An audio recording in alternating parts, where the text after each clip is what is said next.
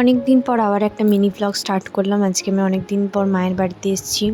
তো সকালবেলায় উঠে দেখছি যে কালকে বৃষ্টি হওয়ার ফলে কী অবস্থা হয়েছে, চারিদিকটা জল জমে গেছে, পুরো কাদা কাদা হয়ে গেছে। তারপরে ব্রাশ ট্রাশ করে আমন্ড বাদাম খেয়ে নিলাম, তার সাথে একটু জল খেয়ে নিলাম সকালবেলায়।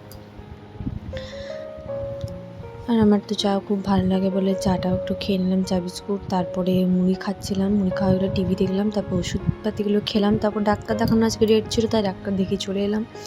আর যাওয়ার পথে ভিডিওটা তুলতেই ভুলে গেছি। তারপর স্নান টান সেরে শুয়ে শুয়ে টিভি দেখলাম আর একটুক্ষণ। তারপর খাবারটা সেরে নিলাম। খাবার খেয়ে দেখছি মা জামা কাপড় গুছাচ্ছিলো, মাকেও দেখিয়ে দিলাম। আর এখানে দিদা সবাইকে একটা করে মিষ্টি দিচ্ছিলো, লাড্ডু।